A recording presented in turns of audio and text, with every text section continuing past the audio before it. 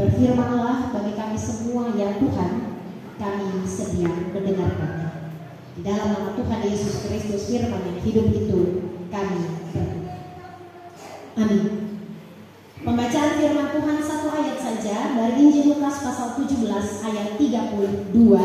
Demikianlah firman Allah di bawah judul perikop kedatangan kerajaan Allah ayat 32. Ingatlah akan istri Lot.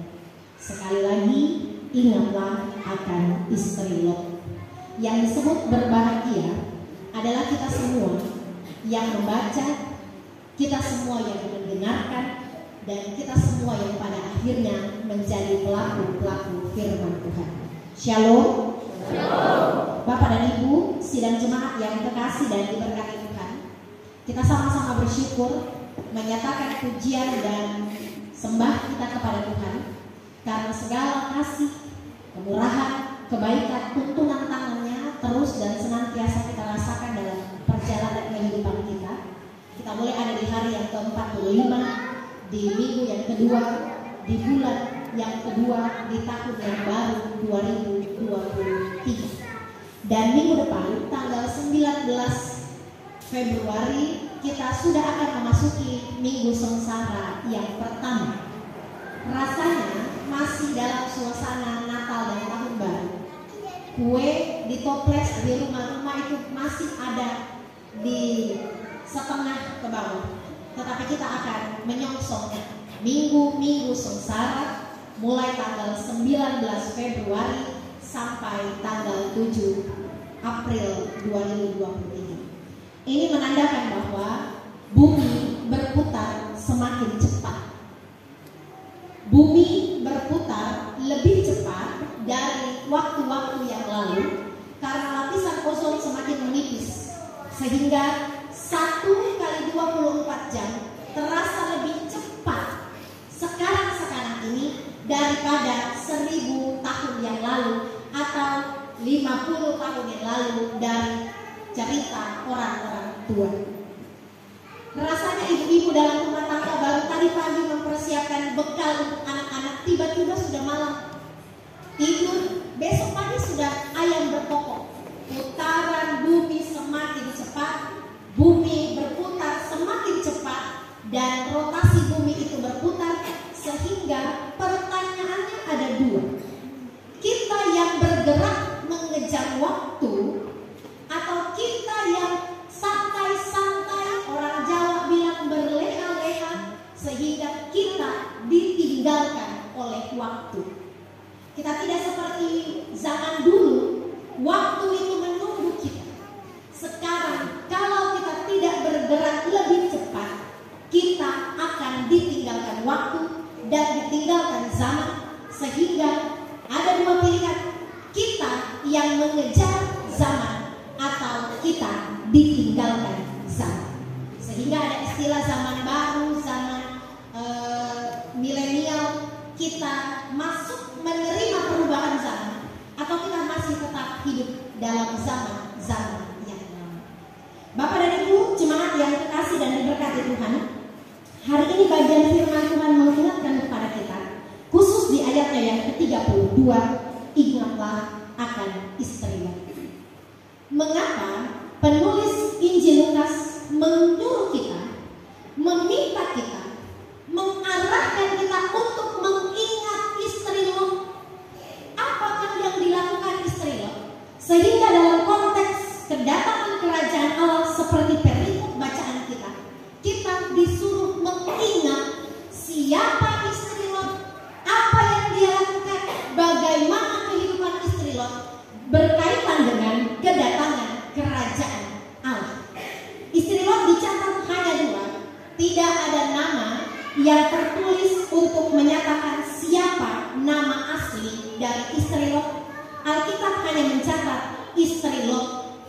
Lot adalah kemenakan Abraham, dan dalam Kejadian pasal 13, ketika Abram dan Lot berpisah, Abram yang waktu itu namanya belum berganti menjadi Abraham, dan Sarah yang namanya belum berganti waktu itu, ketika Abram dan Lot hendak berpisah, Abram berkata kepada Lot, pilihlah di mana engkau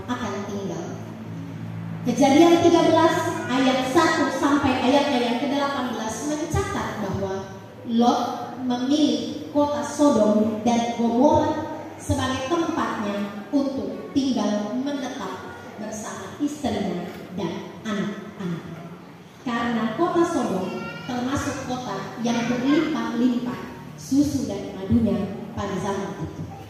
Kaya Lot, kota Sodom dan Gomora kaya secara finansial, tetapi ternyata kota Sodom dan Gomora adalah kota yang hancur, berbelok dari Tuhan, tidak setia kepada Tuhan. Bahkan disitulah ada berbagai-bagai dosa, sehingga Tuhan menunggang-balikkan kota Sodom dan Gomora. Dosa istri Lot yang pertama yang harus kita ingat adalah Lot, istri Lot bersama dengan Lot memilih, menentukan, mengambil keputusan bukan berdasarkan iman, tetapi apa yang terlihat. Sehingga pepatah Usang berkata, di balik kesuksesan atau kehancuran seorang laki-laki ada perempuan di belakangnya. Baik perempuan istrinya kah, pacarnya kah, mamanya kah, saudara perempuannya. Di balik kesuksesan laki-laki ada perempuan di belakangnya yang bastrikakan baju, yang masakan sukses. Di balik kehancuran laki-laki pasti ada perempuan di belakangnya. Hancurlah laki-laki. Lot, istri Lot sementara sedang mempertontonkan itu. Ada sebuah ilustrasi, tapi ini cuma ilustrasi, saya tidak berniat menyinggung siapapun di antara kita. Satu kali dibukalah sebuah sayembara. Untuk sebuah sayembara ini berhadiah 100 juta rupiah. Sayembaranya adalah siapa yang bisa menceburkan diri di kolam buaya ini akan dapat 100 juta rupiah. Itu bunyi sayembara. Masing-masing takut karena buaya sementara lapar begitu. Lalu tiba-tiba ada seorang laki-laki yang terjun, maka selesai sudah. Lalu istrinya dapat 100 juta. Lalu bertanya, kenapa? Supaya dapat 100 juta. Yang penting ada itu. Dari ilustrasi ini mengajarkan bahwa di balik kehancuran dan kesuksesan laki-laki ada perempuan di belakang. Bisa karena uang, perempuan menghancurkan dan mensukseskan kehidupan laki-laki. Karena pilihan Lot dengan pertimbangan istrinya, Lot memilih kota Sodom dan Gomora. Dosa yang pertama dari istri Lot adalah dia tidak menjadi rekan, dia tidak menjadi teman, dia tidak menjadi sumber pertimbangan yang baik, sehingga Lot memilih kota Sodom dan Gomora. Sekalipun berlimpah-limpah dalam kekayaan, tetapi mereka tahu kota Sodom dan Gomora jauh daripada Tuhan. Itu dosa istri Lot yang pertama. Dosa istri Lot yang kedua yang terkenal itu adalah Kejadian 19 mulai dari ayatnya yang pertama hingga ayatnya yang ke-29. Ketika Tuhan hendak menunggang-balikan kota Sodom dan Gomora, Tuhan berkata, larilah dengan cepat, jangan menoleh ke belakang. Ketika dalam pelarian mereka, istri Lot menoleh ke belakang, dia menjadi tiang garang. Mengapa istri Lot menoleh ke belakang? Dia tidak bisa meninggalkan zona nyamannya. Dia tidak mau hidup dalam imannya kepada Tuhan. Dia takut kehilangan hartanya di kota Sodom dan Gomora. Dia takut kehilangan harta bendanya, emasnya, hewannya, segala kehidupannya yang berlimpah-limpah di kota Sodom dan Gomora. Dia tidak mau berjuang dalam iman. Dia tidak mau tinggalkan zona nyamannya dan berjuang bersama dalam zona iman. Itu dosa istrinya. Dia menoleh ke belakang. Dia tidak rela meninggalkan kenyamanannya, kekayaannya, harta bendanya,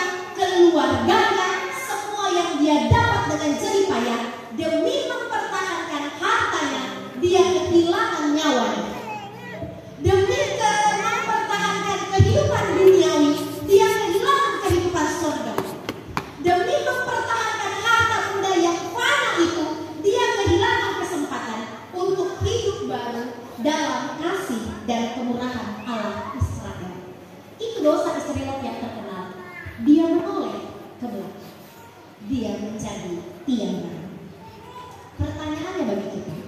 Perikop dari Lukas pasal 17 ayat 20 sampai 37 mengajarkan kepada kita bahwa persoalan kerajaan Allah bukan persoalan materi.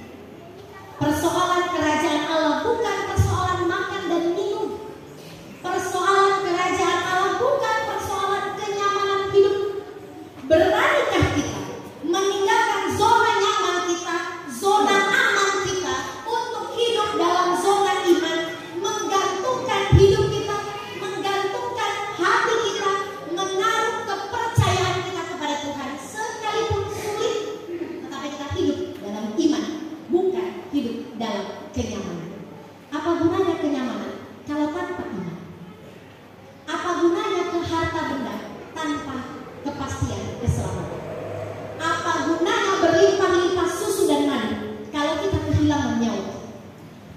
Pesan firman Tuhan memasuki menyongsong minggu sengsara yang pertama minggu depan. Sepanjang minggu ini kita dihentar dalam firman Tuhan mempersiapkan pekan prasengsara. Beranikah kita meninggalkan kenyamanan kita yang membuat kita jauh dari Tuhan? Beranikah kita meninggalkan kenyamanan kita yang membuat kita jauh dari Tuhan? Kalau kita berani berjalan tanpa menoleh ke belakang, berjalan terus lurus ke depan, menanti mahkota kehidupan, jangan lagi bilang, aduh kita punya keluarga, aduh kita punya harta itu dan aduh. Maka Bapak dan Ibu tidak pernah sampai di tujuan, selalu menoleh ke belakang, selalu menoleh ke belakang. Ingatlah akan istri Lot. Istri Lot mengajarkan kepada kita untuk meninggalkan zona nyaman kita untuk hidup dalam zona iman. Tinggalkan kenyamanan-kenyamanan yang membuat kita jauh dari Tuhan. Tinggalkan hidup dalam gemerlapnya dosa yang membuat kita jauh dari Tuhan. Berjuang, bekerja, mengejar keselamatan hidup. Ingat bahwa siapa yang mempertahankan nyawanya akan kehilangan nyawanya. Siapa yang berjuang tidak memusingkan soal nyawanya akan diberikan mahkota kehidupan. Selama kita hidup dalam